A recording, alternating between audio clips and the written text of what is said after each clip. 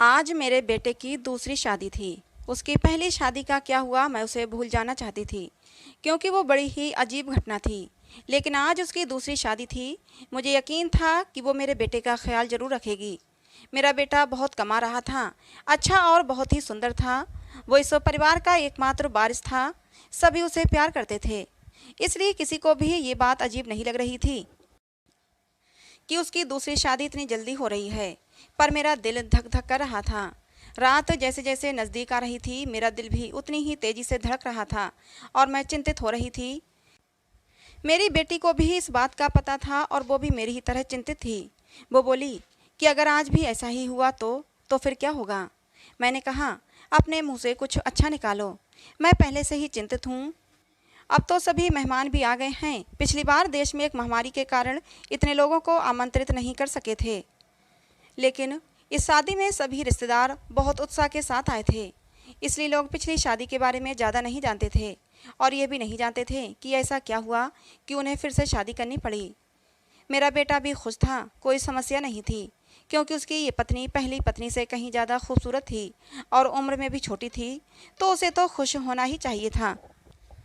सर्दी का मौसम था, ज़्यादातर मेहमान घर में ठहरे हुए थे। समारोह बाहर हो रहा था, नाच गाना चल रहा था, लोग आपस में हंसी मजाक कर रहे थे। मैंने अपनी जेठानी से कहा, दुल्हन दूसरे शहर से आई है, बहुत थक गई होगी, मुझे लगता है उसे दूल्हे के कमरे में नहीं भेजना चाहिए। मेरी जेठानी ने कहा, तुम्हें क्या हो गया है, उनकी अभी अभी शादी हुई है और तुम हो कि उनकी रात खराब करना चाहती हो। मानती हूँ शादी ब्याह में थकावट हो ही जाती है, लेकिन नया खून है, कॉफ़ी शॉफ़ी पिला दो, फ्रेश हो जाएंगे और फिर सुबह रिसेप्शन भी तो है। मैं बोली, वो थक जाएगी बेचारी। मेरी जेठानी ने कहा कि आजकल कोई भी इतना नहीं थकता, लड़कियों को तो अपनी शादी का बहुत शौक होता है, उसे अपने बेटे के कमरे में भेज दो। अब रात के 12 बज गए हैं, सुबह उठकर तैयार भी तो होना है। मुझे नहीं पता कि तुम इतना टाइम क्यों लगा रही हो, सभी रस्में हो चुकी हैं, हर कोई नाच गाकर थक गया है, बेचारी दुल्हन भी कमरे में जाना चाहती है। मेरी जेठानी तो वैसे भी बाल की खाल निकालने में माहिर थीं, सबसे बड़ी थीं, इसलिए सोचा इनसे सलाह मशवरा कर लूं। लेकिन उन्होंने मुझे ही अपनी बातें बता दी और फिर उसने खुद ही कहा कि अब दुल्हन कमरे में जाएगी। दुल्हन को कमरे में ले जाया गया। बाकी सबको कमरे से निकालकर मैं थोड़ी देर दुल्हन के पास ही बैठ गई। मैंने कहा, बेटा, तुम अपने परिवार में सबसे बड़ी हो, तुम बहुत ही धैर्यवान लड़की हो, इसलिए मैं तुम्हें पसंद करके आई थी। देखो बेटा, जब शादी होती है तो कुछ चीज़ें ऐसी होती हैं जो हमें पसंद नहीं आती, लेकिन मेरी बच्ची, तुम थोड़ा सब्र करना। उसने कहा कि मुझे समझ नहीं आ रहा कि आप क्या कह रही हैं।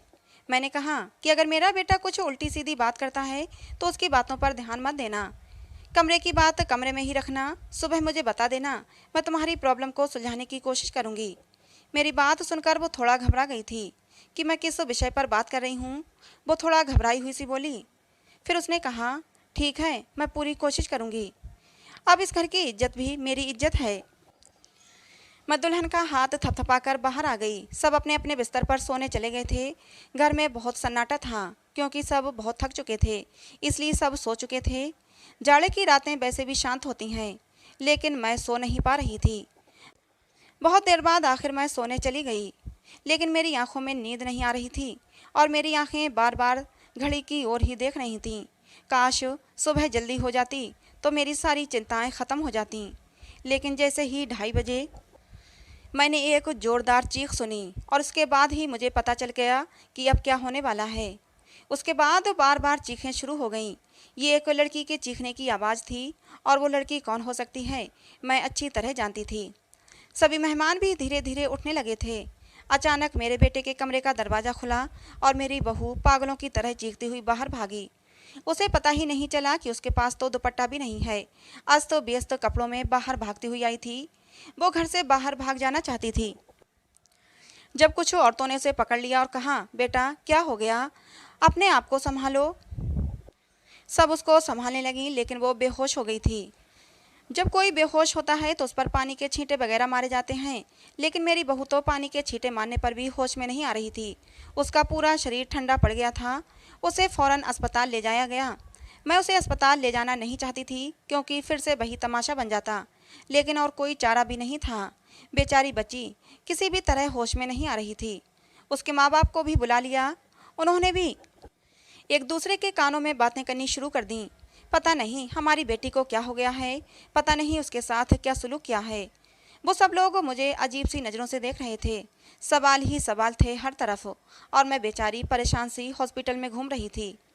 मैंने घर आकर अपने बेटे से पूछना चाहा कि अब उसने क्या किया है, तो वो कमरे में ही नहीं था। उसका फ़ोन भी बंद था। कमरे की हालत बिल्कुल नॉर्मल थी। कोई भी ऐसी हरकत नहीं लग रही थी कि जैसे कोई चीज़ टूटी होती या उसने अपनी बीवी पर हाथ उठाया होता।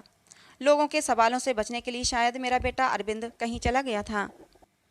फिलहाल तो मुझे बहू की फिक्र थी। मैं अस्पताल वापस आ गई। 2-3 घंटे में अस्पताल वालों ने मेरी बहू को छुट्टी दे दी। मेरी बहू हमारे घर नहीं आना चाहती थी। वो बहुत ज़्यादा घबराई हुई थी, लेकिन उसकी माँ ने उसे समझाया कि तुम्हारी ससुराल ही चलते हैं, नहीं तो लोगों को मैं क्या जवाब दूंगी, लोग तरह तरह की बातें बनाएंगे। मैंने भी अपनी बहू को समझाया कि बेटा, सुबह मुँह दिखाई की रस्म पूरी हो जाए फिर अपनी माँ के घर चली जाना, मैं तुम्हें नहीं रोकूंगी। मेरी बात सुनकर मेरी बहू गुस्से में आ गई और बोली, भाड़ में गई आपकी रस्में, मैं आपके घर में एक पल के लिए भी नहीं रुकूंगी। मैं अपने घर जाऊंगी, और मुझे अपने घर जाने से न कोई समाज रोक सकता है न कोई कानून। मैं एक पढ़ी लिखी लड़की हूँ और मुझे अपनी ज़िंदगी अपने तरीके से जीने का हक है। मुझे आपके बेटे के साथ एक पल भी नहीं रहना। मेरी बहू ने अपना फैसला सुना दिया था। मैं चुपचाप आंखों में आंसू लिए उसे देखती रही। ये तो पहले भी हो चुका था, जब अरविंद की पहली शादी हुई थी। मेरी पहली बहू के साथ भी वही हुआ था। वो मेरी पसंदीदा लड़की थी। वो मेरी बेटी की दोस्त थी और वो उसे बहुत पसंद करती थी। वो उसे बहुत खुशी के साथ घर लेकर आई थी। इन लोगों ने हमारा बहुत सहयोग किया था। वो एक अमीर पिता की बेटी थी। वो बहुत अच्छी लड़की थी। मुझे भी उसका घराना अच्छा लगता था। कुछ ही दिनों में मैंने महसूस किया था कि जैसे वो अरविंद को पसंद करने लगी है, और शायद इसीलिए रिश्ता भेजा गया था। लेकिन शादी के बाद उसके साथ भी ऐसा ही हुआ था। शादी की पहली रात वो भी चिल्लाते हुए कमरे से बाहर भागी थी, और उसके बाद मेरे बेटे की शक्ल देखने से भी मना कर दिया था। सबने उसे बहुत समझाया कि बेटा, अपनी ज़िंदगी के बारे में तो सोचो, लेकिन उसने कहा कि मेरी ज़िंदगी तो बर्बाद हो गई है। और अब इस लड़की को भी समझाया जा रहा था, लेकिन वो भी कह रही थी, अगर मैंने नहीं रहना तो मैं नहीं रहूँगी आपके बेटे के साथ। मेरा बेटा भी कोई जवाब नहीं दे रहा था। पता नहीं कहाँ चला गया था। लड़की का बाप बार बार कह रहा था कि उस व्यक्ति को बुलाओ, हम उससे पूछें कि उसने हमारी बेटी के साथ क्या किया है। अरविंद घर आ चुका था। सब उस पर सवालों की बौछार कर रहे थे, लेकिन उसने चुप साध ली थी। कुछ भी नहीं बोल रहा था।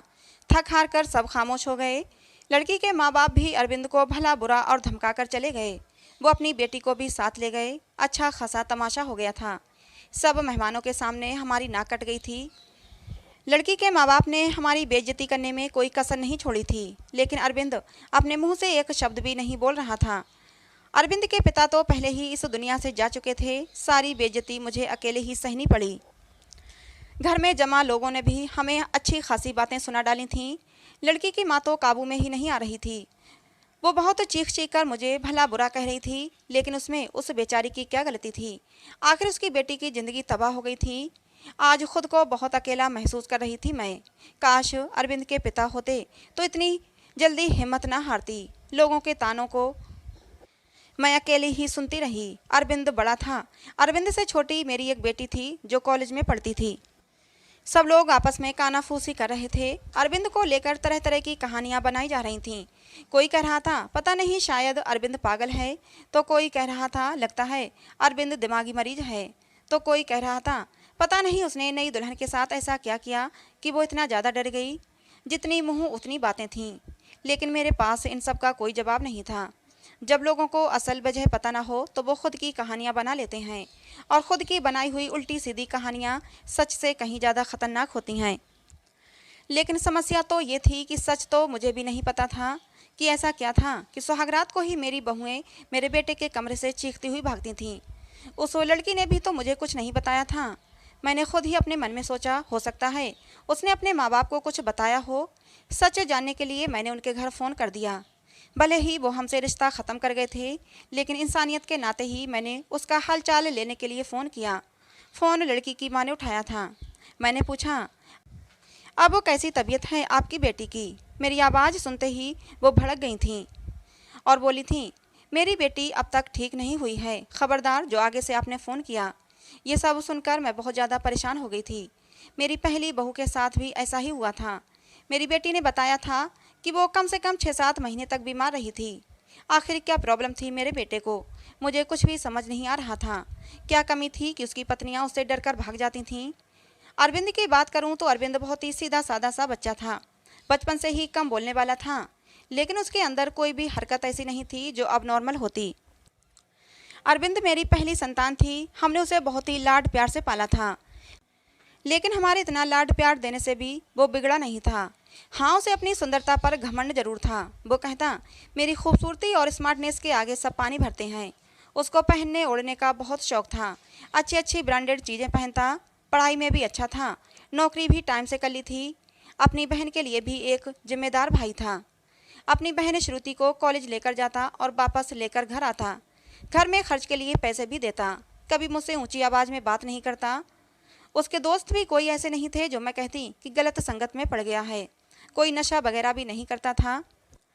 बस उसके कुछ गिने चुने ही दोस्त थे। ये सबसे अच्छा दोस्त था जो बाहर विदेश में रहता था। कभी कभी उससे फ़ोन पर बात भी होती थी। मुझसे भी अपने दोस्त की बात करवाता था। कभी कभी मुझसे कहता, मम्मी क्यों ना हम श्रुति की शादी इसी से कर दें, बहुत ही अच्छा लड़का है। कुल मिलाकर सब कुछ नॉर्मल ही था। लेकिन ये जो 2 बार हुआ ये बिल्कुल भी नॉर्मल नहीं था। पता नहीं मेरे बेटे में क्या कमी थी। ऐसा क्या करता था अपनी पत्नियों के साथ कि वो भाग जाती थीं।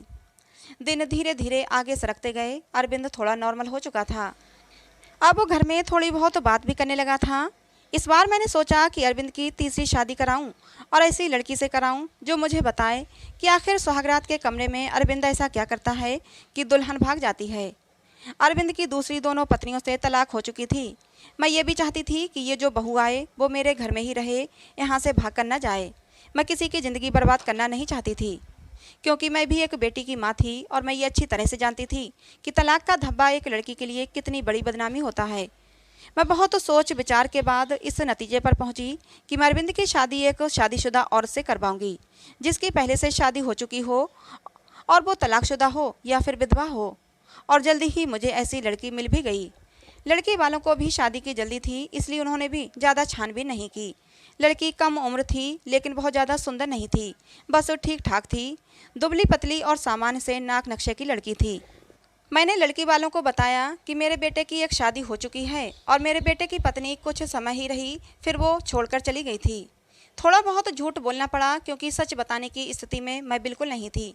लड़की वाले शादी के लिए राजी हो गए थे। मैंने अरविंद को लड़की की फ़ोटो दिखाई तो उसने शादी से साफ इनकार कर दिया। बोला, मुझे नहीं करनी शादी, इतनी आम से शक्ल सूरत की लड़की है, मुझे इससे शादी बिल्कुल नहीं करनी। अरविंद की बात सुनकर मैंने उसे डांटते हुए कहा था, चुप हो जा, जिस तरह की तेरी हरकतें हैं उन हरकतों के चलते तो तेरी कभी भी शादी नहीं होनी चाहिए। लेकिन मैं एक माँ हूँ ना, इसलिए सोचती हूँ कब तक बैठी रहूँगी और तेरा ध्यान रखूँगी। मेरे जाने के बाद कोई तो ऐसा हो जिसके साथ तू अपनी ज़िंदगी गुजार सके। बोलते बोलते मेरी आंखों में आंसू आ गए। मेरी आंखों में आंसू देखकर अरविंद चुप हो गया, शादी के लिए रजामंदी दे दी और उठकर कमरे में चला गया। कहीं ना कहीं अरविंद के दिल में चोर जरूर था, वो मुझसे नज़रें चुरा रहा था। लेकिन इस बार मैंने भी तय कर लिया था कि मैं सच जानकर रहूँगी। मैंने पहले ही सोच लिया था कि इस बार मैं लड़की को अपने भरोसे पर ले लूँगी, लेकिन उसे ये नहीं बताऊँगी कि पहले उसकी पत्नियाँ डरकर भाग गई थीं। उसे प्यार से समझा दूँगी, उसे भरोसा दिलाऊंगी कि अगर कुछ ऐसी वैसी बात है तो मुझे बताए, मैं उसकी समस्या का समाधान करूंगी। पर इस बार शादी का प्लान बहुत ही सादगी से करने का था और फिर मैंने बहुत ही सादगी से अरविंद की शादी कर दी। लड़की का नाम रश्मि था, बहुत ही प्यारी बच्ची थी। मेरी बेटी ने मना भी किया था कि मम्मी रहने दें, भाई को भाई के हाल पर छोड़ दें, लेकिन मैंने उसे समझाया था कि बेटा, हो सकता है तेरे भाई के साथ कुछ मसला हो जिसे सुलझाना हमारा फ़र्ज है। खैर, शादी निपट गई। इस बार मैंने ज़्यादा मेहमानों को नहीं बुलाया था। घर में कुछ ही मेहमान थे जो कि मेरे रिश्तेदार नहीं बल्कि मेरे कुछ जानने वाले थे। मेरी कुछ सहेलियां वगैरह थे और उनके परिवार वाले थे। रश्मि को मैं अरविंद के कमरे में ले गई। उसे बेड पर बिठाते हुए मैंने रश्मि का हाथ अपने हाथों में लिया और उसे हल्के से दबाते हुए बोली, रश्मि बेटा, तुमसे बहुत ही ज़रूरी बात करनी है, बहुत ही ध्यान से मेरी बात सुनो। रश्मि आश्चर्य से मुझे देखने लगी कि भला ऐसी कौन सी ज़रूरी बात है जो अभी करनी है। मैंने रश्मि को समझाते हुए कहा, बेटा, बेटा, अरविंद इस शादी के लिए राजी नहीं था। बहुत ही मुश्किल से मैंने उसे शादी के लिए तैयार किया है। हो सकता है मेरा बेटा कुछ अजीबोगरीब हरकतें करे, हो सकता है तुम्हें डराने की कोशिश करे जिससे कि तुम उसे छोड़कर भाग जाओ, लेकिन बेटा तुम्हें डरना नहीं है। जो भी हो तुम्हें सब कुछ मुझे बता देना है। बस तुम्हें उसके डराने धमकाने में या उसकी बातों में आने की ज़रूरत नहीं है। रश्मि ने मेरी बातों को सुनकर हाँ में सिर हिला दिया था। मैं थोड़ी संतुष्ट हुई थी और रश्मि को आराम करने का बोलकर बाहर आ गई। मैं अपने कमरे में नहीं गई। बहरहाल मैं बाहर सोफे पर ही लेट गई। श्रुति को मैंने उसके कमरे में भेज दिया कि तुम जाओ सो जाओ, बहुत रात हो चुकी है। श्रुति कमरे में जा चुकी थी, लेकिन जाते जाते उसने कहा था कि मम्मी जी, आप जो भी कर रहे हैं गलत कर रहे हैं। आप भी हर समस्या का हल सिर्फ शादी ही समझती हैं। आपको किसी की बेटी की ज़िंदगी को यूँ बर्बाद नहीं करना चाहिए। श्रुति जा चुकी थी और मैं सोफे पर लेटी दिल ही दिल में अपने भगवान को याद कर रही थी और दुआ मांग रही थी कि हे भगवान, ये रात अच्छे से बीत जाए। बहुत ही खामोशी थी। ऐसा लग रहा था जैसे तूफान से आने की पहले की खामोशी हो। घड़ी की टिक टिक भी मेरे सर पर हथौड़े की तरह लग रही थी। मैं अपने भगवान को मनाने में लगी हुई थी कि तभी वही हुआ जिसका मुझे डर था। रश्मि चीखते हुए बाहर आई थी और पागलों की तरह घर के बाहर भाग जाना चाहती थी। मैंने जैसे तैसे करके उसे बाहर गेट के अंदर लिया था। मैंने उसे जैसे तैसे समझाकर थोड़ा शांत किया था। वो कुछ बोलने की स्थिति में नहीं थी। जब थोड़ा शांत हुई तो बदहवासी में बोली कि आपको अपने बेटे की पहले मेडिकल जांच करानी चाहिए थी। अगर आप ऐसा करा लेती तो आपको और मुझे ये दिन देखना नहीं पड़ता। रश्मि तो बहुत ही समझदार थी। उसके पास तो कोई दूसरा ऑप्शन भी नहीं था। वो तो हर हाल में इस शादी को निभाने की सोचती। लेकिन रश्मि ने भी इस रिश्ते को नहीं निभाया और वो अरविंद को छोड़कर चली गई। दूसरे दिन रश्मि के घर से फ़ोन आया कि अपने बेटे से कहकर हमारी बेटी को तलाक दिलवा दो, नहीं तो हम ये काम अदालत से भी कर सकते हैं। मैं सदमे की हालत में फ़ोन पकड़े वहीं सोफे पर बैठ गई। यानी कि अब अरविंद को कोई मजबूरी में भी अपनाने के लिए तैयार नहीं था। पहले मैं जो बहुएं लाई थी वो अमीर घराने की और सुंदर पढ़ी लिखी थी, लेकिन रश्मि तो विधवा थी, गरीब घराने की थी और बहुत ज़्यादा सुंदर भी नहीं थी। रश्मि को मैंने पहले ही सब कुछ समझा भी दिया था और तब भी वो इतना ज़्यादा बदहवास हो गई थी। आखिर ऐसी क्या कमी थी मेरे बेटे में? हम जो जेवरात दुल्हन को देते थे, दुल्हन के घर वाले शादी के दूसरे ही दिन वापस कर देते थे। मैं तो दहेज भी नहीं लेती थी। फिर आखिर ऐसा क्या था कि ऐसे खूबसूरत पढ़े लिखे और अमीर लड़के को छोड़कर भी लड़कियां भाग जाती थीं? मेरा दिमाग सोच सोच कर फटा जा रहा था। कैसे पता लगाऊं कि आखिर बात क्या है? अरविंद भी अपने मुंह से कुछ कहने को तैयार नहीं था। जब भी इस बारे में कुछ बात करने की कोशिश करती तो वो उठकर बाहर चला जाता, मुझे बात करने का मौका ही नहीं देता। लेकिन अब मैं हर वक्त तो अरविंद पर नज़र रखने लगी थी। उसकी एक एक हरकत पर ध्यान देती। शायद कुछ तो ऐसा सबूत मिले जिससे मैं सुराग लगा सकूं, सच जान सकूं कि आखिर सच्चाई क्या है। लेकिन उसके हाव भाव से कभी ऐसा लगा ही नहीं कि उसमें कुछ अबनॉर्मल भी है। एकदम नॉर्मल लड़कों की तरह था जैसे और लड़के होते हैं। एकदम नॉर्मल लड़कों की तरह था जैसे और लड़के होते हैं। मुझे कोई भी रास्ता दिखाई नहीं दे रहा था। एक दिन तंग आकर मैंने अरविंद के दोस्त को फ़ोन लगाया, उसी विदेश में रहने वाले दोस्त को। मैंने पूछा, नितिन, तुम अरविंद के इकलौते दोस्त हो जिससे अरविंद अपने दिल की सारी बातें करता है। मुझे अरविंद के बारे में सब कुछ बताओ। उसने अपने जीवन के बारे में तुम्हें ज़रूर कुछ ना कुछ बताया होगा। लेकिन ये सुनकर तो मैं हैरान हो गई कि उसने अपने दोस्त को अपने बारे में कुछ भी नहीं बताया था। और बस यही बात मुझे बहुत अजीब लगी। क्या उसने अपने दोस्त को यह भी नहीं बताया कि मेरी 3 शादियां हो चुकी हैं और मेरी तीनों पत्नियां मुझे छोड़कर भाग गई हैं? लेकिन उसने ये बात अपने दोस्त को नहीं बताई जो कि उसका सबसे अच्छा दोस्त था। ये मुझे काफ़ी अजीब लग रहा था। लेकिन शायद उसने नहीं बताया हो क्योंकि वो शर्मिंदा होना नहीं चाहता होगा। शादी की रात ही पत्नी का भाग जाना, वो भी 3 पत्नियों का। धीरे धीरे 6 महीने और गुजर गए। घर में सब कुछ नॉर्मल चल रहा था, लेकिन अरविंद को लेकर मैं बहुत ज़्यादा परेशान थी। ऐसा क्या था जो दुल्हन शादी की रात को ही भाग जाती थी? मैंने एक बार फिर से अरविंद की शादी के लिए सोचा और इस बार मैंने ठान लिया कि सच्चाई जानकर ही रहूँगी। इस बार मैंने लड़की को सब कुछ बता दिया, कुछ भी नहीं छुपाया। और लड़की भी किसी ऐसे घर से लाई थी जिसे शादी की सख्त ज़रूरत थी, क्योंकि ये लोग बहुत ही गरीब थे और उसके घर में उसके 2 छोटे भाई थे। मैंने कहा, तुम्हारे दोनों भाइयों की पढ़ाई की जिम्मेदारी मेरे ऊपर है और शादी में भी आप लोगों को कुछ भी खर्च नहीं करना पड़ेगा। लड़की को तो मैंने राजी कर लिया था, लड़की के माँ बाप भी राजी हो गए। लेकिन मैंने ये बात लड़की के माता पिता को नहीं बताई थी, बस लड़की को बता दी थी। लड़की थोड़ी घबराई हुई थी क्योंकि मैंने शादी से पहले ही सारी बातें लड़की को समझा दी थीं। पहले तो वो बहुत ज़्यादा डर गई, फिर खुद को संभालते हुए बोली कि कुछ भी हो, मैं इस शादी के लिए तैयार हूँ। अगर मेरे थोड़े से त्याग से मेरे भाइयों की ज़िंदगी बनती है तो उसमें बुराई क्या है। जो कुछ भी होगा उसे सहन करूँगी। और वैसे भी सारे समझौते औरतों को ही करने पड़ते हैं। लड़की, जिसका नाम सुमन था, भले ही गरीब घर की थी लेकिन बहुत ही संस्कारी और समझदार लगी मुझे। दिल ही दिल में खुश हुई कि अगर सुमन मेरी बहू बनती है और मेरे घर में टिकी रहती है तो ये मेरे लिए बहुत ही सौभाग्य की बात होगी। संस्कारी होने के साथ साथ सुमन बहुत ही खूबसूरत भी थी। इस बार शादी मंदिर में हुई थी, सब कुछ ठीक था और हैरानी की बात तो ये थी कि रात भी गुजर चुकी थी और सुबह हो चुकी थी। सुबह होते ही मैंने कमरे का दरवाज़ा खटखटाया लेकिन किसी ने दरवाज़ा नहीं खोला। मैं बहुत परेशान थी, कोई दरवाज़ा नहीं खोल रहा था। थोड़ी देर बाद कमरे की दूसरी चाबी लेकर आई और मैंने खुद ही दरवाज़ा खोला। कमरे के अंदर का दृश्य देखकर मेरी चीख निकल गई, क्योंकि मेरी बहू बेहोश पड़ी थी। अरविंद कमरे में कहीं भी नज़र नहीं आ रहा था, शायद बाथरूम में था। मैंने जल्दी से डॉक्टर को बुलाया। डॉक्टर ने कहा कि वो सिर्फ डर की वजह से बेहोश हुई है, उसके शरीर पर किसी भी तरह के कोई चोट के निशान नहीं हैं। अरविंद के चेहरे से भी चिंता झलक रही थी। ऐसा लगता था कि जैसे वो भी परेशान है इन सब हालातों से। अच्छे से चेकअप करने के बाद और कुछ दवाइयाँ देकर डॉक्टर साहब चले गए थे। डॉक्टर ने कहा था कि सुमन को जल्दी ही होश आ जाएगा। अरविंद भी तैयार होकर अपने ऑफिस के लिए निकल गया था। मैं सुमन के पास ही बैठी रही। थोड़ी देर में सुमन ने आंखें खोल दी थीं। होश में आते ही वो बाहर की तरफ भागी थी, ये कहते हुए कि मुझे यहाँ नहीं रहना, मुझे अपने घर जाना है, अपने मम्मी पापा के पास। मैंने सुमन का हाथ पकड़ लिया। सुमन, तुम ऐसा नहीं कर सकती। मैंने तो तुम्हें सारी सच्चाई बता दी थी और तुम मान भी गई थी, फिर तुम अब ऐसा क्यों कह रही हो। लेकिन सुमन मेरी कुछ भी सुनने को तैयार नहीं थी। रोते हुए बोली, आंटी जी मुझे माफ़ कर दो, मैं मजबूर हूँ, मैं यहाँ नहीं रह सकती। आप बेफिक्र रहें, मैं अपने मम्मी पापा को कुछ नहीं बताऊंगी, सब कुछ हैंडल कर लूँगी। बस आप मुझे इस घर में रहने को ना कहें। लेकिन सुमन, मुझे बताओ तो सही, आखिर ऐसा क्या हुआ था, मैं सच जानना चाहती हूँ। सुमन, तुमने मुझसे वादा किया था कि तुम अरविंद की सच्चाई मुझे ज़रूर बताओगी। आंटी, अरविंद के बारे में मैं कुछ नहीं बता सकती। अगर मैंने अरविंद के बारे में बोला तो वो मुझे जान से मार देगा। मुझे अपनी जान की परवाह नहीं है, लेकिन अरविंद मेरे भाइयों को भी नहीं छोड़ेगा। प्लीज़ मुझे जाने दें। उसकी आंखों में विनती के ऐसे करुण भाव थे कि मैं उसे रोक न सकी। सुमन चली गई थी।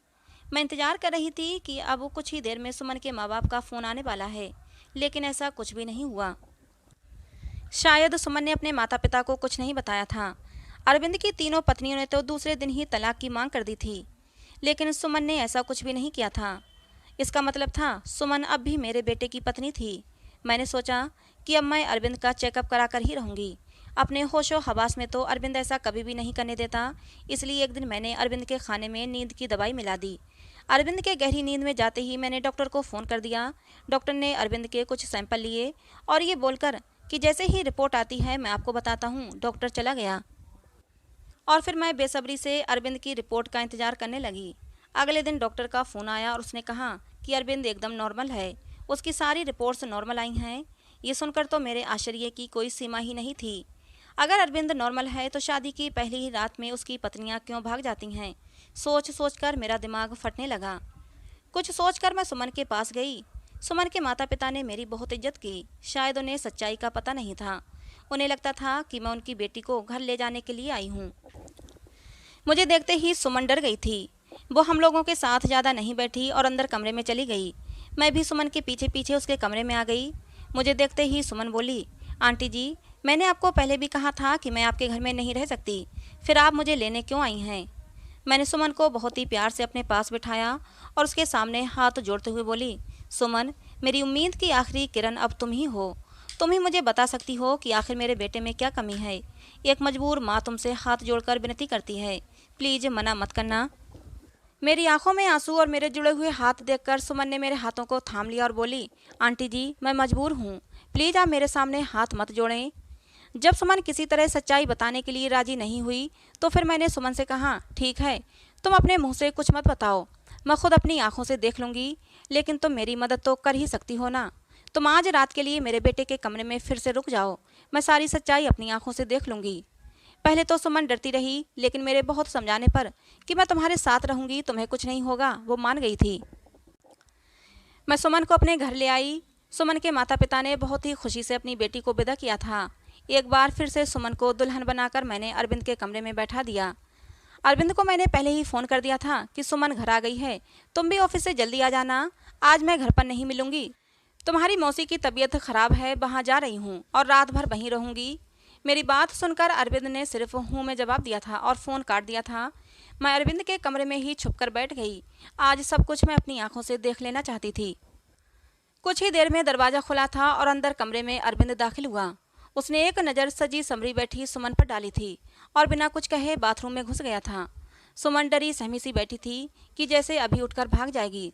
मैं भी सांस रोके आने वाली सिचुएशन के लिए खुद को तैयार कर रही थी कि तभी अचानक बाथरूम से किसी औरत के चीखने की आवाज़ें आने लगीं। आवाज़ें सुनते ही सुमन बेड से नीचे उतरकर खड़ी हो गई थी। डर से वो थर थर काँप रही थी। मैं भी हक्का बक्का सी खड़ी थी। अंदर तो अरविंद गया था, फिर ये औरत की आवाज़ क्यों? तभी अरविंद बाहर निकला और अरविंद को देखते ही मैं बेहोश होते होते बची। उसने अपना हुलिया एकदम से बदल लिया था। उसने औरतों जैसे कपड़े पहन रखे थे, बहुत ही बेहुदा सा, या यूं कहिए कि बहुत ही डरावना सा मेकअप कर रखा था। आंखों में जैसे खून उतरा हुआ था। आवाज़ भी लड़की की तरह ही निकाल रहा था। तुमसे मना किया था, मेरी ज़िंदगी में दोबारा मत आना। तुमने मेरी बात नहीं मानी, अब तुम अपनी मौत की खुद जिम्मेदार होगी। बहुत ही भयानक हंसी हंसता हुआ अरविंद सुमन की तरफ बढ़ा था। सुमन चीख मारती हुई मेरे पास आ गई थी। मैं भी बाहर आ गई थी और अरविंद को रोकने की कोशिश कर रही थी। अरविंद, क्या हो गया है तुम्हें? तुम होश में तो हो? अरविंद ने मुझे जोर से धक्का दिया था। कौन अरविंद? परमिला नाम है मेरा। मौका देखकर सुमन कमरे से भाग गई थी। इससे पहले अरविंद फिर से मेरे पास आता, मैं भी कमरे से बाहर निकली और कमरे को बाहर से बंद कर दिया। अरविंद की भयानक हंसी मुझे बाहर तक सुनाई दे रही थी। मैं डरी सहमी सुमन को अपने सीने से लगा रखी थी। हालांकि मैं खुद भी बहुत ज़्यादा सख्ते में थी और डरी हुई थी। आंटी जी, मुझे नहीं मरना है। अरविंद मुझे जिंदा नहीं छोड़ेगा। उसने मुझसे कहा था अगर मैंने किसी को कुछ बताया तो वो मुझे मार डालेगा, साथ में मेरे भाइयों को भी। मुझे और मेरे भाइयों को बचा लो आंटी जी। कुछ नहीं होगा सुमन, शांत हो जाओ, मैं सब कुछ संभाल लूँगी। मेरा दिमाग थोड़ा थोड़ा काम करना शुरू किया तो सबसे पहला ख्याल मेरे दिल में यही आया कि शायद अरविंद पर किसी भूत का साया है। सुमन को मैंने अपने रूम में ही सुला लिया था। सुबह उठते ही सबसे पहले मैंने अपने फैमिली डॉक्टर को फ़ोन किया था। 8 बजे डॉक्टर हमारे घर पर थे। मैंने उन्हें सारे हालात से अवगत कराया। साथ ही मैंने डॉक्टर से ये भी कहा कि मुझे लगता है अरविंद पर किसी भूत का साया है। मेरी बात सुनकर डॉक्टर ने कहा था मुझे नहीं लगता ये किसी भूत का साया है, मुझे तो अरविंद एक दिमागी मरीज लगता है। उस पर पागलपन के दौरे पड़ते हैं। ऐसे मरीज किसी मूवी या किसी कहानी में डूब जाते हैं और उसी के कैरेक्टर में खुद को उतार लेते हैं। लेकिन आप टेंशन ना लें, इस मर्ज का इलाज है। अपनों के प्यार से और कुछ दवाइयों के जरिए मरीज ठीक हो जाता है। थोड़ा टाइम लगता है बट मरीज बिल्कुल पूरी तरह से ठीक हो जाता है। नई दुल्हन को देखकर अरविंद पर पागलपन के दौरे पड़ते हैं और ये दौरे अरविंद को क्यों पड़ते हैं इसका सुराग उसके कमरे से ही मिलेगा। एक बार सुराग हाथ लग जाएगा तो उसका इलाज हम अच्छे से कर सकेंगे। डॉक्टर मुझे तसल्ली देकर चले गए थे। सुमन जाग चुकी थी, रात से थोड़ा सामान्य लग रही थी। मैंने उसे नाश्ता कराया। नाश्ता करते हुए सुमन बोली कि मुझे लगता है अब मुझे अपने घर चले जाना चाहिए। सुमन के सर पर प्यार से हाथ फेरते हुए मैं बोली, सुमन बेटा, सबसे पहले तो तुम मुझे आंटी कहना बंद करो, तुम मुझे मम्मी जी कहो। और दूसरी बात, अब यही तुम्हारा घर है। इतना सब कुछ अपनी आंखों से देखने के बाद भी आप ये कैसे कह सकती हैं? सुमन ने हैरानी से पूछा। मैंने सुमन से कहा, अभी डॉक्टर से मेरी बात हुई है, अरविंद बिल्कुल ठीक हो जाएगा। बस उसे थोड़े से प्यार और थोड़ी सी देखभाल की ज़रूरत है जो हम दोनों मिलकर उसे देंगे। मेरा यकीन करो, अरविंद बहुत ही अच्छा लड़का है, तुम्हें बहुत ही प्यार से रखेगा। मेरे बहुत देर तक समझाने पर और अपने माँ बाप के हालात को देखते हुए सुमन राजी हो गई थी।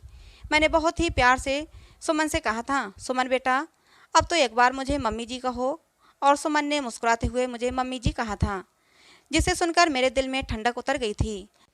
मुझे उम्मीद की किरण नजर आई थी कि मेरा बेटा ठीक हो जाएगा, उसका भी घर बस जाएगा। 10 बजे के करीब अरविंद के दरवाजे पर खटखट की आवाज़ आई थी। मैंने कांपते हाथों से दरवाज़ा खोला था। सुमन को मैंने अपने कमरे में भेज दिया था। अरविंद एकदम तरोताज़ा तैयार खड़ा था। मुझे देखते ही नाराज़गी से बोला, क्या मम्मी जी, मेरा दरवाज़ा बाहर से बंद किसने कर दिया? मुझे ऑफिस के लिए लेट हो रहा है। मैंने एकदम नॉर्मली ही बात की थी। बोली, पता नहीं बेटा कैसे बंद हो गया, चलो तुम नाश्ता कर लो। मैंने उस पर कुछ भी जाहिर नहीं होने दिया। अरविंद ने नाश्ता किया और ऑफिस के लिए निकल गया। अरविंद के ऑफिस से निकलते ही सबसे पहले मैं अरविंद के कमरे में गई और उसकी तलाशी ली। मुझे ज़्यादा मेहनत नहीं करनी पड़ी। सामने ही बेड पर मुझे कुछ किताबें दिखीं। सुमन भी अब मेरे पास आ चुकी थी। सारी किताबें सेम थीं। सब किताबों में एक ही उपन्यास था, जिसमें कोई परमिला नाम की लड़की थी। शादी की रात ही उसके पति ने उसे कमरे से धक्के देकर बाहर निकाल दिया था और अगले ही दिन दूसरी दुल्हन ले आया था। परमिला धीरे धीरे दिमागी मरीजा बन गई थी। दुल्हन को देखते ही उस पर दौरे पड़ने लगते थे। अब तो किसी शादी में दुल्हन को देखती तो उसे मारने के लिए भागती थी। परमिला के ससुराल वालों ने उसे पागल घोषित कर दिया था और उसे उसके मायके भेज दिया था। दुल्हनों को देखकर परमिला का पागलपन कम नहीं हुआ था और परमिला के कैरेक्टर में ही अरविंद ने खुद को उतार लिया था। मैंने डॉक्टर को फ़ोन करके सारी बातें बताईं। डॉक्टर ने कहा कि आप लोग बिल्कुल भी ना घबराएं, मैं कुछ दवाइयाँ दूंगा और जो उपन्यास अरविंद पढ़ता है वो सारी किताबें आप रूम से बाहर निकाल दें। धीरे धीरे प्यार से अरविंद को समझाना पड़ेगा, उसे परमिला के कैरेक्टर से निकालना पड़ेगा। धीरे धीरे डॉक्टर की दवाइयों से और सुमन और मेरी मेहनत से अरविंद ठीक होने लगा था। सुमन अरविंद के सामने सिंपल सी रहती थी, कोई भी बनाव श्रृंगार नहीं करती थी। अरविंद के व्यवहार में बहुत बदलाव आने लगा था। उसकी आंखों में अब मैंने सुमन के लिए प्यार देखा था। सुमन कहीं भी जाती, अरविंद की निगाहें उसका पीछा करती थीं। अरविंद का इलाज चलते आज 3 महीने हो चुके थे। सुमन ने जिस मेहनत और लगन से मेरा साथ दिया था, उसकी मैं कायल हो गई थी। कोई बहुत ही अच्छे कर्म किए होंगे जो मुझे सुमन जैसी बहू मिली। सुमन अब भी मेरे साथ मेरे कमरे में ही सोती थी, लेकिन आज मैंने सोच लिया था कि सब कुछ फाइनल हो जाना चाहिए। मुझे पूरा विश्वास है कि अब अरविंद बिल्कुल ठीक हो चुका है। मैंने सुमन से कहा कि सुमन, आज तुम्हें आखिरी कदम और उठाना पड़ेगा। इसके बाद तुम्हारी ज़िंदगी में खुशियाँ ही खुशियाँ होंगी। सुमन नासमझी से मेरी तरफ देखने लगी। फिर मैंने उसे समझाया कि सुमन, आज तुम्हें दुल्हन बनकर अरविंद के कमरे में बैठना होगा। मेरी बात सुनकर सुमन डर गई थी, लेकिन फिर जल्दी ही संभल भी गई। शायद उसे भी यकीन था कि अरविंद अब ठीक हो चुका है। वो भी अरविंद की प्यार भरी नज़रों को समझ चुकी थी। सुमन, तुम्हें डरने की कोई ज़रूरत नहीं। तुम दरवाज़ा खुला रखना। दरवाजे के बाहर ही मैं खड़ी रहूँगी जब तक कि तुम दोनों के बीच में सब कुछ ठीक नहीं हो जाता। जैसे ही तुम्हें कुछ गलत लगे तो फ़ौरन बाहर भाग आना। रात को अरविंद के आने से पहले ही मैंने सुमन को दुल्हन की तरह सजाया। अरविंद के बेड को भी बहुत ही खूबसूरती से सजाया था मैंने। अरविंद के आने का टाइम हो गया था। मैंने सुमन को सजे सजाए बेड पर बिठा दिया और बाहर आ गई। थोड़ी देर में अरविंद भी आ चुका था। खाना खाते हुए अरविंद की निगाहें इधर उधर कुछ ढूंढ रही थीं। मैं समझ गई थी कि अरविंद किसे ढूंढ रहा है, लेकिन मैं अनजान बनी रही। कुछ देर में अरविंद खुद ही बोला, मम्मी, सुमन कहीं दिखाई नहीं दे रही, क्या कहीं गई हुई है? मेरे बोलने से पहले ही श्रुति बोल पड़ी, भैया, भाभी तो आपके ही। इससे पहले कि श्रुति अपनी बात पूरी करती, मैंने उसे चुप करा दिया। मैंने मुस्कुराते हुए कहा, अरविंद, तुम पहले खाना ख़त्म करो, उसके बाद अपने कमरे में जाओ तो तुम्हें अपने सवाल का जवाब मिल जाएगा। खाना खाने के बाद अरविंद अपने कमरे में चला गया। मेरा दिल जोरों से धड़क रहा था। अब पता नहीं क्या होने वाला है। हे भगवान, सब कुछ ठीक हो। मैं भी अरविंद के पीछे पीछे चली और बाहर गेट पर ही रुक गई। मैं अंदर कान लगाकर सुनने की कोशिश कर रही थी कि अंदर सब कुछ ठीक तो है। खड़े खड़े मुझे काफ़ी देर हो गई थी, लेकिन अभी तक अंदर शांति थी। और फिर कुछ ही देर में मुझे सुमन और अरविंद की सरगोशियाँ सुनाई देने लगीं, लेकिन प्यार में डूबी हुई सरगोशियाँ। मैं मुस्कुरा दी। मेरे अंदर तक सुकून उतर गया। मैंने मन ही मन भगवान को धन्यवाद दिया और अपने कमरे में आ गई और सुकून से लेट गई। सुबह मेरी आंख देर से खुली। जल्दी जल्दी उठकर किचन की तरफ भागी तो सुमन को किचन में पहले से मौजूद पाया। मुझे देखकर सुमन के चेहरे पर मुस्कुराहट आ गई। सुमन की झुकी हुई नज़रें और शर्मीली मुस्कुराहट से ही मैं पहचान गई कि सब कुछ ठीक है। मैंने प्यार से सुमन के माथे को चूमते हुए कहा, सुमन बेटा, तुम इतनी सुबह किचन में क्या कर रही हो? सुमन थोड़ा शर्माते हुए बोली, मम्मी जी, वो अरविंद को कॉफ़ी चाहिए थी, वही बना रही थी। सुमन को कॉफ़ी बनाता छोड़कर मैं बाहर हॉल में आ गई और सोफे पर बैठकर मैंने आंखें बंद कर लीं। आज मेरे अरविंद के और सुमन के जीवन में खुशियाँ ही खुशियाँ थीं। भगवान मेरे परिवार को किसी की नज़र न लगे। तो दोस्तों, आपको हमारी ये कहानी कैसी लगी कमेंट बॉक्स में ज़रूर बताना। पसंद आई हो तो प्लीज़ लाइक करना। ऐसी और कहानियों के लिए हमारे चैनल को सब्सक्राइब करना। मिलते हैं दोस्तों अगली किसी नई कहानी में।